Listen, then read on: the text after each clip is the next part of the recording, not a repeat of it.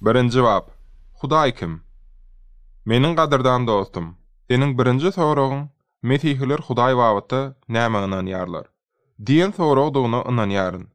İslendik dinde iň möhüm zat onuň Hudaý baradaky ideýasydyr. Men saňa nadan adamlar tarapyndan galp maglumat berilendigini bilýärin. Ýagny, olar Mesihlilerin 3 Hudaýa secde edýändiklerini aýdýarlar. Olaryň käbiri biziň haça secde edýändigimizi, hatda adamlaryň keşfine secde edýändigimizi güman edýärler. Bu beýan etmeleriň yalandygyny saňa inandyrmaga maňa ruhsat et. Hakyky Mesihliler hemişe ýeketäk bir hakyky Hudaýa uydular. Eger olar başga hudaýlara secde edäýän halatynda, olar uly betbaçylyga uçuradylar. Hudaýyň iň beýik taşyrygynyň nämedigini soran kimdir birine İsa Mesihiň beren jogabyna gulak as. İsa şeýle jogap berdi. Hudaýymyz Reb, ýeketäk Rebdir. Hudaýyňyz Rebbe tutuş ýüregiňiz, ähli düşünjäňiz hem güýjüňiz bilen jan tenden söýüň. Mark 12-nji bab 29-30-njy aýatlar. Hudaýyň ähli peýgamberleri gadym döwürde Hudaýyň ýeketäkdigini yglan etdiler. Şeýle hem butlara garşy we olara secde edenlere garşy çykdylar. Mesihliler şeýle Hudaýyň başynyň ýokdugyna, soňunyň hem bolmajakdygyna ynanýarlar. Çünki ol bakydyr. Biz Hudaýyň ähli bilime we güýje eýedigine, ähli zatlary görünýän we görünmeýän ähli zatlary öz sözi arkaly onuň yaradandygyna ynanýarys. Eger kimdir biri ýokardaky güne, aýa we millionlarça ýyldızlara seretse, ol tutuş yaratılışyň beýikdigini we ajaýypdygyny azadyk bolsa da düşünmäge başlaýar. Şonda ol Dawud peýgamberiň aýdyşy ýaly şatlyk bilen şeýle diýer: Gökler Hudaýyň şöhratyny yglan edýär. Gök gümmedi elleriniň işinden habar berýär. Ve bu 18-nji bab 2-nji aýat. Hudaýyň paýhaty we gudraty nähili beýik. Ol diňe bir yaratman, uzak giňişlikde iň uly güni saklaýar we ýerde iň kiçi gülleri we mörmöjekleri ýaşadýar. Hudaý gudraty güýçli we özüniň ýerine ýetirmek isleýän islendik zadyny ýerine ýetirmäge ukyply. Onuň dünýä üçin maksady bar. Onu amala aşyrmakdan hiç zat onu saklap bilmeýär. Biz Hudaýyň diňe bir beýikdigine dälde, onuň ören adalatly we mukaddesdigine hem ynanýarys. Gadym döwürde başga hudaýlara inanan Grekler we Rimler öz hudaýlaryny edil ýalan sözlän, ogurlyk eden, adam öldüren, zina eden we başga da köp pisi işleri eden adamlar ýaly diýip pikir etdiler.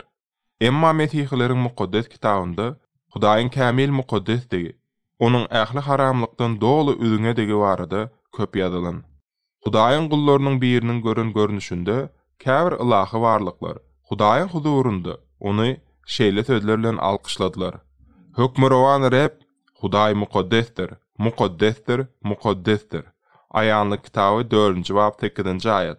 Şonuň üçin hem Hudaýda ähli güýç gudrat bar bolsa-da, ol öz mukaddes tebigatynyň garşyna hiç zat edip bilmeýär. Meselem, Hudaý ýalan sözlemeýär, ýa-da ol adalatsız hereket etmeýär.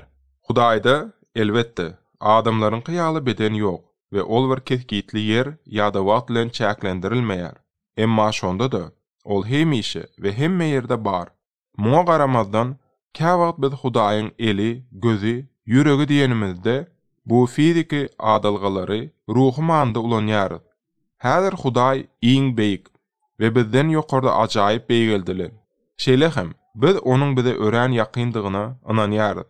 Şeýlelikde biz onuň bizi öz gözleri bilen görýändigini, elleri bilen saklaýandygyny we ýüregi bilen söýýändigini aýdýarys. Hudaýyň häsiýetleriniň hemmeti bize ören möhüm bolup durýar.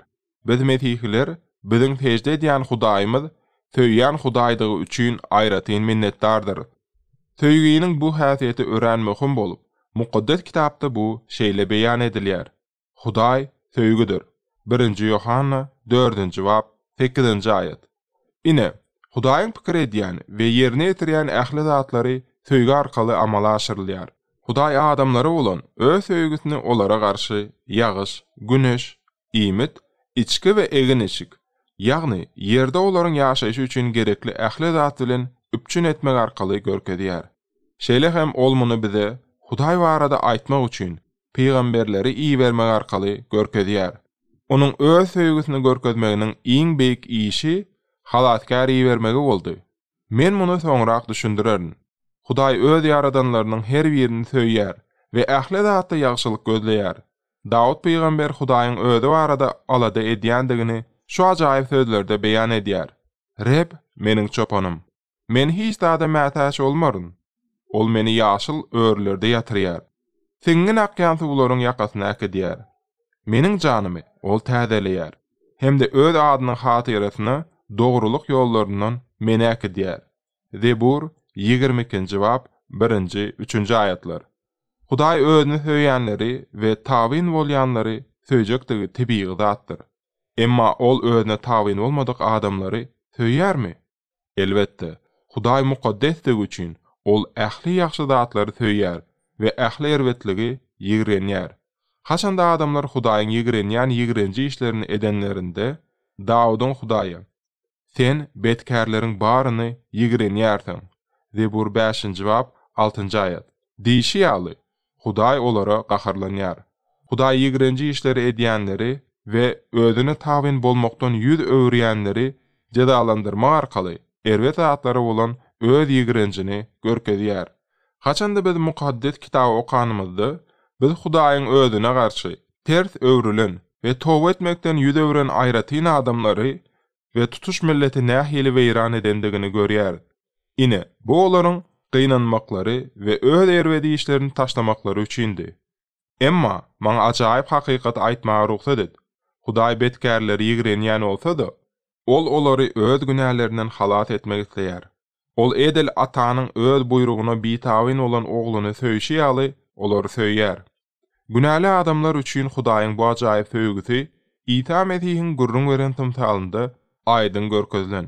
Ýagny ol kakasy heni dirike öz mirasyny sorap alan ogul barada gurrun berdi.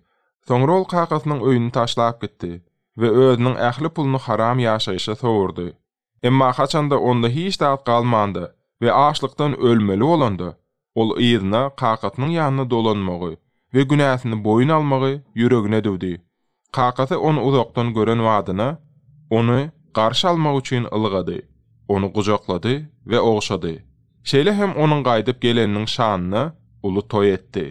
Täze kakasy onu söýdi. Şeýle ýigrenji hereket eden ogluny bagyşlady we gyzgyn garşy aldy.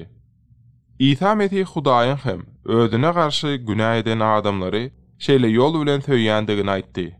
Mähriban dostum, Hudaýyň bize söýýändigini, bizi bagyşlamak isleýändigini, haçanda biz oňa dolananymyzda bizi kabul etmäge taýýardygyny bilmek biz günäkärler üçin hoş habardyr. Mukaddes kitapda biz Hudaýyň köp adyna duş gelýär. Meselem, gudraty güýçli, Reb, Ýahowa, Baky, iň beýik, mukaddes, dogry, patşa, kazy, yaradyjy, halatkar, öz halkynyň çopany. Muňa garamazdan biz Mesihlilerin iň gowy görýän adamyz gökdäki atamyzdyr. Haçanda İsa Mesih Hudaý hakda geplende, ol adatça ony atam diýip atlandyrýar. Ol öz şägirtlerine, olar Hudaýa dua edenlerinde oňa şeýle ýüzlenmelidiklerini aýdýar. Ey gökdäki atamyz, adyň mukaddes bolsun. Hey, kimdir bir özüniň Hudaýyň ruhu çagasy bolmakdan we iň beýik Hudaýyň özüni söýýän, atasydygyny bilmekden, beýik artykmaçlykdan lezzet alyp bilermi? Bu beýik artykmaçlyk. Hudaý tarapyndan İsa Mesih'e inanýanlaryň hemmesine berilendir. Şu nukdaý nazardan, belki sen Mesihler haçanda mukaddes üç birlik hakda aýdanlarynda munyň nämäni aňladýandygyny soramak isleýänsiň. Eger sen mulaýymlyk bilen bir az garaşsaň, men sana bu möhüm taglymaty soňrak düşündirerin.